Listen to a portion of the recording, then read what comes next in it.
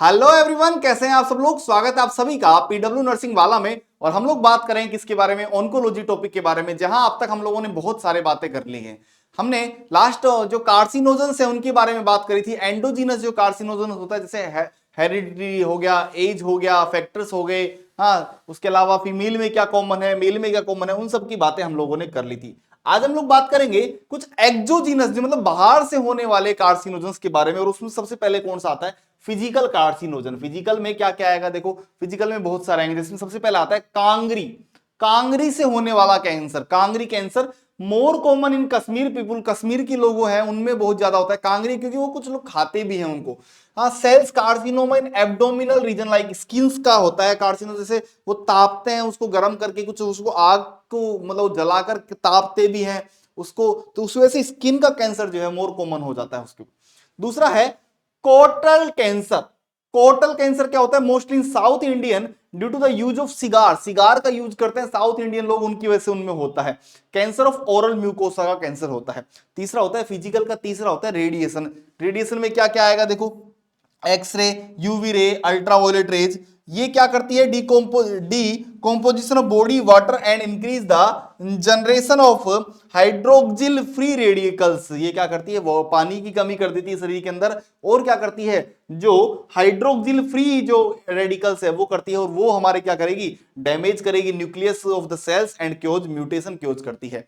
और तीसरा अगर बात करें तो पहला हो गया फिजिकल, दूसरा होता है रेडिएशन, तीसरा होगा क्रोनिक इरिटेशन और ट्रोमा। ट्रोमा की वजह से भी हो सकता है।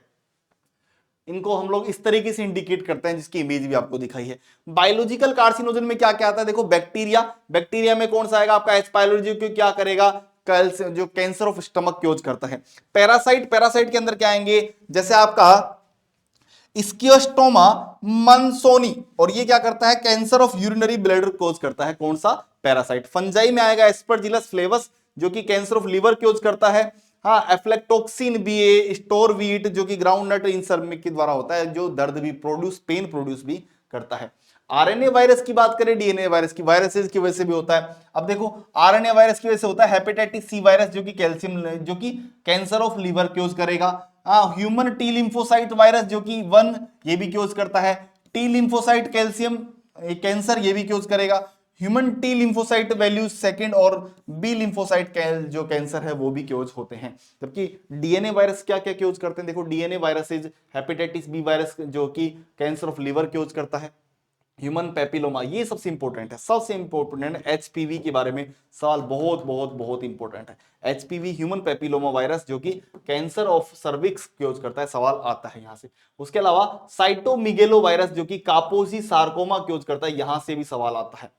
Cancer of skin in the HIV positive में ये होता है साइटोमिगेली, जो कि कैंसर ऑफ स्किन होगा किसके अंदर, कापोसी सार्कोमा। हर्पीज वायरस, जो कि एपिस्टेशन बार जो वायरस है वो होता है, जो कि क्या क्योज करेगा, होडकिंस लिम्फोमा, जो कि बुरेकिस लिम्फोमा भी हम लोग बोलते हैं। तो ये सारे जो हैं वो कार्सिनोजेंस होते हैं, फिजिकल, केमिकल और बायोलॉजिकल कार्सिनोजेंस होते हैं।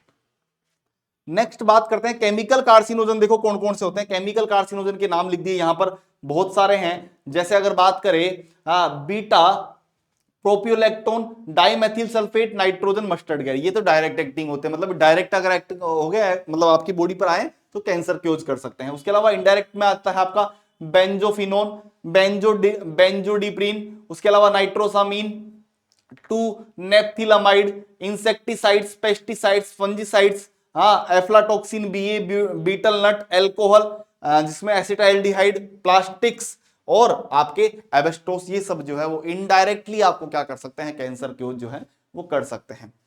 नेक्स्ट बात करते हैं डायग्नोसिस ऑफ कैंसर। कैंसर को कैसे जो है डायग्नोस करते हैं, सबसे पहले तो पता कैसे लगाएंगे, देखो हिस्ट्री एंड फिजिकल एग्जामिनेशन। सबसे पहले तो आप उसकी हिस्ट्री चेक करोगे कि भैया इसके परिवार में क्या क्या है, और उसका फिजिकली एग्जामिनेशन करके आप, पहले तरीका तो ये है भाई, ट्यूमर होगी दिख जाएगी।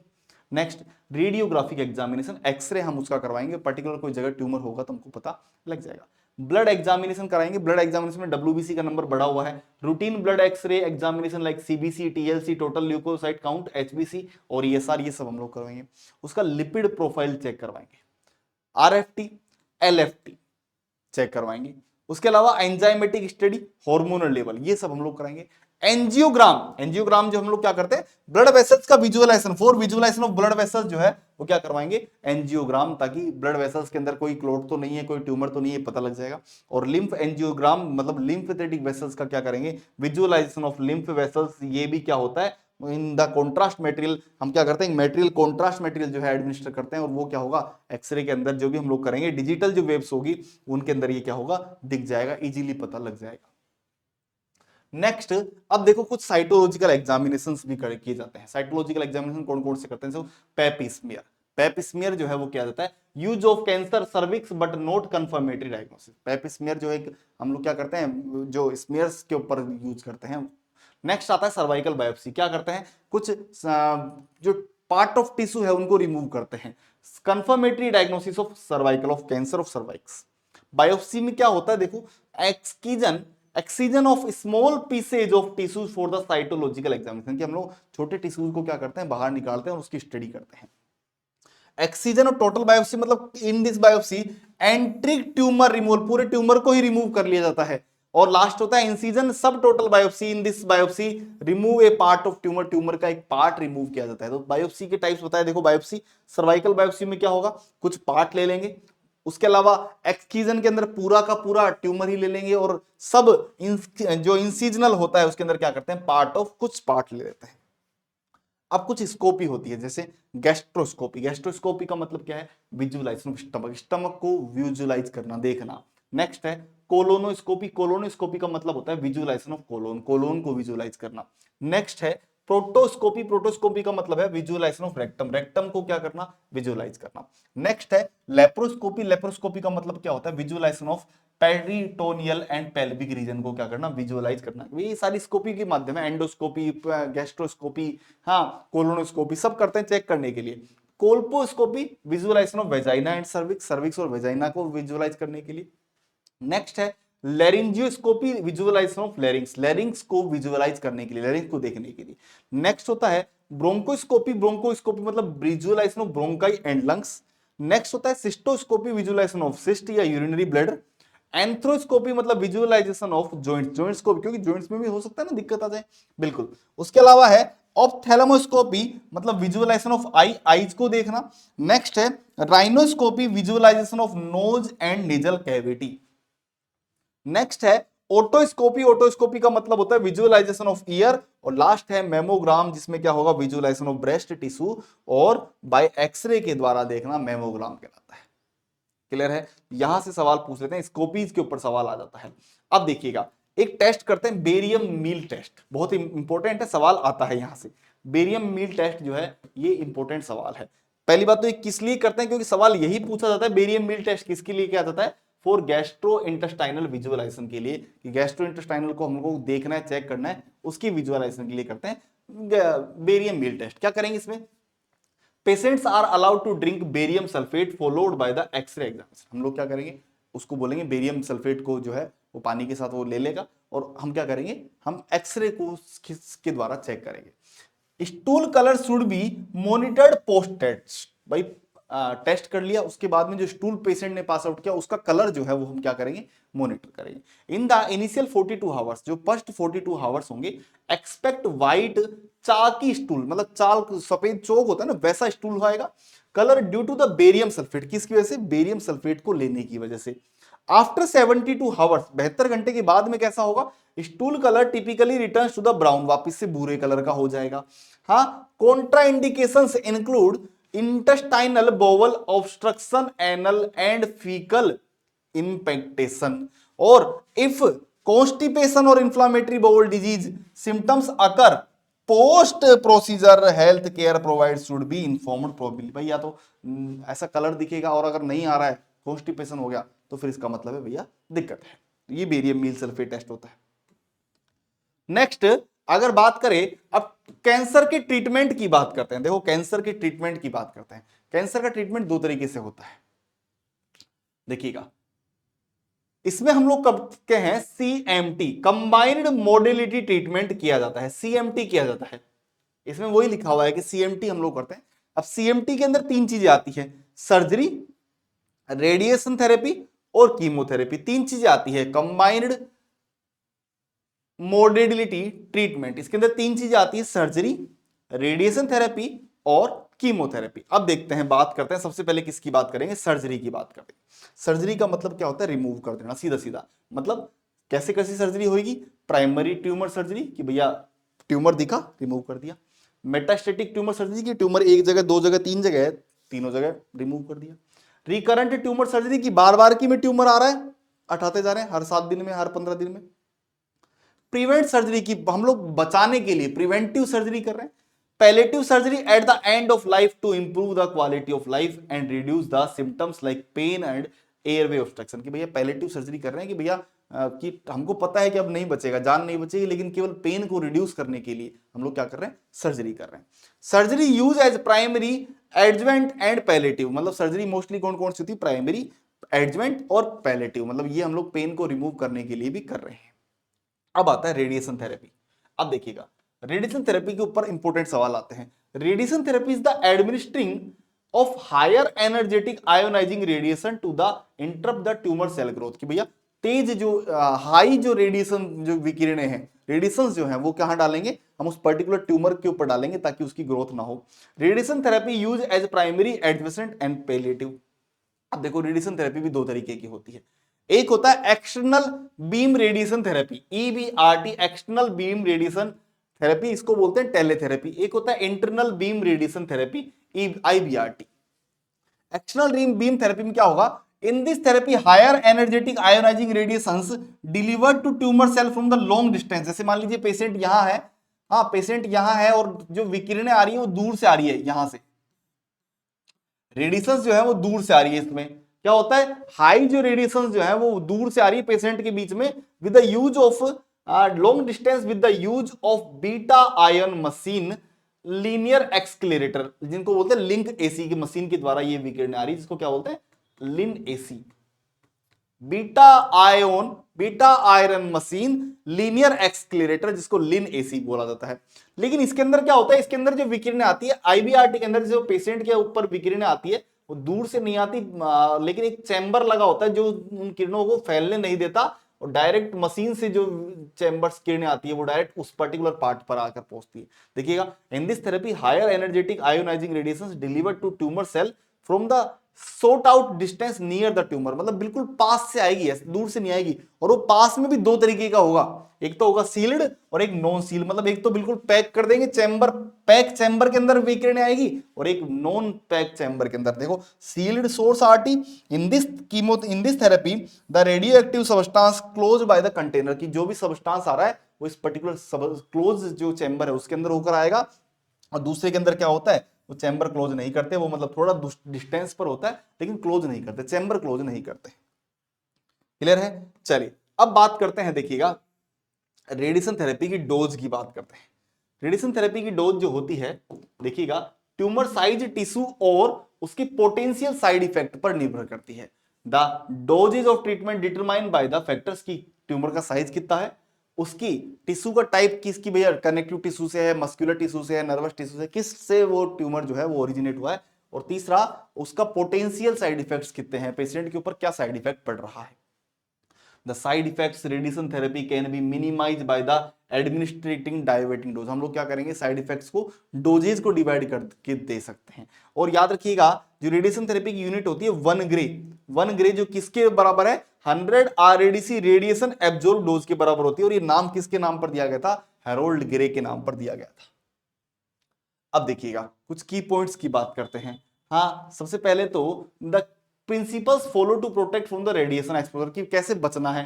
टाइम मल्टीप्लाई रेडिएशन एक्सपोजर, की कितने टाइम में हम लोग कितना रेडिएशन एक्सपोजर दे रहे हैं। डिस्टेंस मल्टीप्लाई रेडिएशन एक्सपोजर, और shielding device multiply radiation exposure, ये बचने के तरीके होते हैं। साइड इफेक्ट देखो क्या क्या साइड इफेक्ट है रेडिएशन थेरेपी के। सबसे पहले nausea vomiting, anorexia nausea vomiting, भूख नहीं लगती है, नोजिया वोमिटिंग ये हो सकते हैं पेशेंट को। वेट लॉस होता है, एलोपीसिया मतलब हेयर लॉस हो सकते हैं उसके, है ना। सोर थ्रोट, गले में दर्द हो सकता है। सिस्टाइसिस, पेनसाइटोपिनिया और डर्मेटाइटिस, ये सारे के सारे क्या हैं, ये सारे के सारे साइड इफेक्ट्स होते हैं पेशेंट के अंदर जो देखने को मिलते हैं। अब देखिएगा कुछ इंपॉर्टेंट बातें हैं, कुछ रेस्पॉन्सिबिलिटीज होती है कि nurses responsibility during the radiation therapy. जब रेडिएशन थेरेपी में गए हैं तो कुछ रेस्पॉन्सिबिलिटीज होती है। पहली तो याद रखिएगा, जो प्रेग्नेंट जो अगर कोई नर्स है तो उसको नहीं जाने देना है, उसको रेडिएशन थेरेपी में नहीं जाने देना है, रूम में नहीं जाने देना, नहीं तो वहां पर दिक्कत होगी। एक टाइम पर एक ही पेशेंट को जाने देना है। देखो, never care for more than one patient in radiation therapy room at the same time, कि भैया एक टाइम पर एक से ज्यादा पेशेंट को रेडिएशन रूम में नहीं जाने देना है, एक टाइम पर एक पेशेंट जाएगा। प्रोवाइड साइकोलॉजिकल सपोर्ट, आपको उसको क्या करना है, साइकोलॉजिकल सपोर्ट देना है, क्योंकि वो पहली बार ऐसा उसके साथ हो रहा है सब चीजें, तो आपको समझाना है कि भाई ये नॉर्मल प्रोसीजर है, इसमें कोई ऐसा बड़ा दिक्कत नहीं है, आप इसको इजीली जो है आराम से लीजिए, आराम से सब कुछ ठीक हो जाएगा। Radiation exposure skin prevent from the sun exposure, कि भैया आपने अब रेडिएशन स्किन जहां पर आपने रेडिएशन कराया, जिस पार्ट पर कराया, उसको आपको क्या करना है, सन एक्सपोजर से बचाना है, सूरज की लाइटों से, विकिरणों से बचाना है। Keep skin dry and clean to do not wash area and do not wash area, आपको स्किन को ड्राई सूखा रखना है, क्लीन रखना है और वॉश नहीं करना है उसको याद किया। Don't remove skin marks which made for treatment, कि भैया जो भी स्किन मार्क्स बनाए गए हैं, जैसे मार्क्स बना लेते हैं पहले डॉक्टर की भैया इसी जगह हमको रेडिएशन देनी है, उन स्किन मार्क्स को रिमूव नहीं करना है, ठीक है, क्योंकि वो ट्रीटमेंट के लिए बनाए गए। Keep maintain minimum 20 feet distance from the radiation, लगभग कितना डिस्टेंस रखना है नर्स को, लगभग 20 फीट जो है डिस्टेंस रखना है, कहां से, रेडिएशन उससे। वियर लीड एप्रोन, खुद को क्या करना है, लीड एप्रोन पहनना है। Use lead container and long handle forceps, और वो क्योंकि उसको लीड फोर्सेप्स को, लंबी फोर्सेप्स को पकड़ना है, क्यों, क्योंकि जो भी वो क्लिप्स होंगी, जो इंप्लांट्स हैं, उनको रिमूव करने के लिए उनको क्या क्या करना होगा, उन फोर्सेप्स को लेना है। In contact of removal of the radio active implants जो आपने लगाए हैं पेशेंट के अंदर, use long handed forceps and implants discard in the lead container, उनको कहां डालना है, लीड कंटेनर में डालना है फोर्सेप्स की हेल्प से। और इन pregnant nurse and relative does not allowed in radiation therapy room, कि भैया अगर कोई महिला, अगर कोई फीमेल जो नर्स है और वो प्रेग्नेंट है, या जो पेशेंट है उसके रिलेटिव्स है, उनको एंट्री नहीं मिलेगी, मतलब उनको आपको जो है एंटर नहीं करने देना है, उनको ये नहीं कि भैया आप आ जाओ, आप भी आ जाओ, सब सब अंदर आ रहे हैं, नहीं, रेडिएशन का खतरा होता है सबको बराबर, ठीक है। चलिए अब बात करते हैं ल्यूकेमिया, ब्लड कैंसर के बारे में बात करते हैं, एक एक कैंसर की बात करेंगे। देखो सबसे पहले ब्लड कैंसर की बात करेंगे। Sarcoma refers to a type of cancer that arises from the connective tissue, sarcoma किसे कहते हैं, कि कनेक्टिव टिश्यूज जब अराइज होकर ट्यूमर कैंसर बनाता है तो उसको सार्कोमा कहते हैं। ल्यूकेमिया क्या है, group of haematological malignancies typically characterized by the prolification of immature cells in the bone marrow, कि बोन मैरो के अंदर क्या होगा, सेल्स का प्रोलिफिकेशन हो जाएगा, सेल्स का नंबर बढ़ जाएगा, सेल्स का ग्रोथ हो जाएगा, उसे क्या कहते हैं हम लोग, ल्यूकेमिया कहते हैं। Leukemia is defined as the abnormal proliferation of white blood cells, कौन सी सेल्स का, व्हाइट ब्लड सेल्स का proliferation. Leukemia affect both the bone marrow and the peripheral blood, bone marrow और पेरिफेरल ब्लड दोनों को affect करता है, और ल्यूकेमिया में lead to the development of lymphoma, में lead to the development of lymphoma, lymphoma development भी कर सकता है। अब देखिएगा, बात करते हैं ल्यूकेमिया के कुछ टाइप्स होते हैं, जैसे सबसे पहला है एक्यूट लिम्फोब्लास्टिक ल्यूकेमिया, या इसी का दूसरा नाम है एक्यूट लिम्फोइड ल्यूकेमिया, ALL बोलते हैं। सबसे ज्यादा खतरनाक होता है, मोस्ट डेंजरस ल्यूकेमिया होता है कौन सा, ALL। इसका नाम क्या है, एक्यूट लिम्फोइड ल्यूकेमिया या एक्यूट लिम्फोब्लास्टिक ल्यूकेमिया, सबसे ज्यादा सवाल आते हैं यहां से। नेक्स्ट है, अगला है आपका more common in young age, और ये मतलब ज्यादातर कहां होता है, मोर कॉमन 14 साल से छोटे बच्चे जो होते हैं उनमें होता है, और मोर कॉमन के अलावा बॉयज में ज्यादा होता है गर्ल्स की तुलना। नेक्स्ट बात करें हमने, दूसरा टाइप है क्रोनिक लिम्फोसाइटिक ल्यूकेमिया, CLL बोलते हैं इसको, क्रोनिक लिम्फोइड ल्यूकेमिया, जो कि CLL कहलाता है, मोस्टली इन ओल्ड एज में होता है। देखो ये कहां पर पाया जाता है, बच्चों में, यंग एज में, ये किसमें होता है, ओल्ड एज में, 60 साल से ज्यादा। और तीसरा होता है acute meroblastic leukaemia, acute myeloid leukaemia, AML कहते हैं इसे, और चौथा होता है क्रोनिक माइलोसाइटिक ल्यूकेमिया या क्रोनिक माइलोइड ल्यूकेमिया, CML कहते हैं इसे, जो कि 3 और 4 जो टाइप है मोर कॉमन होते हैं, 40 से 60 साल के ग्रुप में ज्यादा कॉमन होते हैं। तो सवाल यहां से बहुत सारे सवाल आते हैं, AML, CML, ALL और CML के ऊपर सवाल आते हैं, किस एज में ज्यादा होता है, किस एज में कितने होते हैं, यहां से सवाल पूछे जाते हैं। तो ये सारे क्या हैं, ये सारे जो हैं वो ब्लड कैंसर या मैं बोलूं ल्यूकेमिया के टाइप्स हैं। ल्यूकेमिया के टाइप्स की बात करेंगे हम लोग, अब इसके साइन और सिम्टम्स की बात करेंगे, इसके बाद हम लोग इसके और भी चीजों की बात करेंगे, और कुछ अलग अलग ट्यूमर्स है उनकी भी हम लोग टाइप्स की बात करेंगे, पर यहां पर इसमें हम लोग इस पार्ट में अभी यहीं तक की बातें करेंगे। देखिएगा, ल्यूकेमिया ब्लड कैंसर है और उसके बहुत सारे टाइप है, ALL, CLL, CML, ऐसे करके टाइप से अलग अलग एज ग्रुप को अलग अलग जो है वो अफेक्ट कर रहा है, अलग एज ग्रुप में अलग चीजें हो रही है। और ये सब चीजें जो है ल्यूकीमिया के भी बहुत सारे और भी हम लोग साइन और सिम्टम्स पढ़ेंगे, साइड इफेक्ट्स पढ़ेंगे। उसके अलावा कैंसर ऑफ ब्रेस्ट पढ़ेंगे, कैंसर ऑफ लंग्स पढ़ेंगे, cancer of prostate, cancer of cervical cancer, है ना, सारे पढ़ेंगे हम लोग। उम्मीद है आप लोगों को यहाँ तक की चीजें समझ में आई होगी। नेक्स्ट पार्ट में हम इसके बारे में और बहुत सारी बातें करेंगे। Till then thank you so much, bye bye, take care, मिलते हैं आप लोगों से अगले पार्ट में।